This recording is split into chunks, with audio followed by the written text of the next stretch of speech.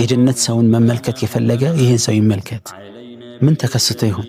አቡ ሁረይራ ረዲየላሁ ዐንሁ ባስተላለፉት ሐዲስ ቡኻሪ በዘገቡት ሐዲስ ምን አሉ? አንድ አዕራቢ ዘላን የገጠር ሰው መጣና ያ ረሱለላህ አላቸው፣ ጀነትን የሚያስገባኝን ሥራ አመላክቱኝ፣ አስተምሩኝ አላቸው። ምንኛ የላቀ ጥያቄ ነው! ልብ በሉ።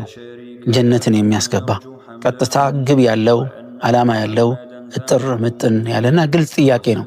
ምላሹም ይህ መሆኑ የግድ እንደሆነ ያስታውቃል። ነቢያችን ሰለላሁ ዐለይሂ ወሰለም ምን አሉ? ተዕቡዱላህ ወላ ቱሽሪኩ ቢሂ ሸይአ። ይሄ መጀመሪያ ነው።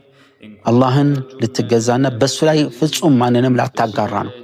የዒባዳው የዲኑ መሰረት እሱ ነውና ጀነት የሚያስገባው የመጀመሪያው ነገር ይሄ ነው።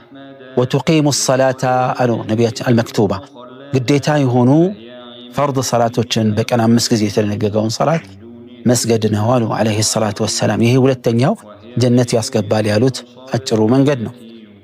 ከዛ ምን አሉ? ወቱእቲ ዘካተል መፍሩዳ ግዴታ የሆነውን ዘካትም መስጠት ነው አሉ ረሱል ሰለላሁ ዐለይሂ ወአሊሂ ወሰለም።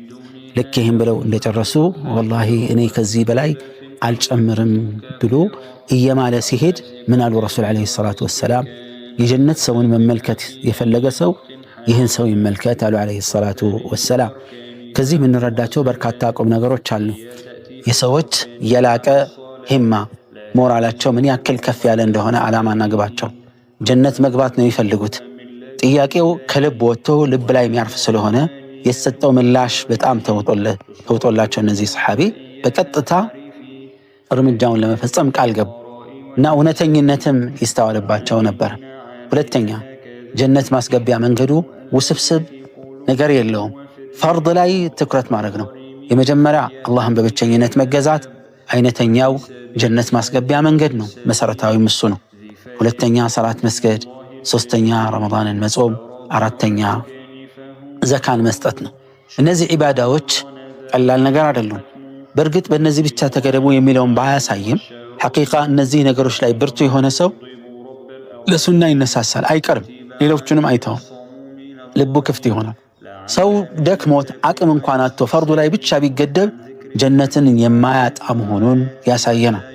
ሌላው ጀነት የተበሰሩት ሰሓባዎች አስሮቹ ብቻ እንዳልሆኑና በርካታ እንደሆኑ ያሳየናል።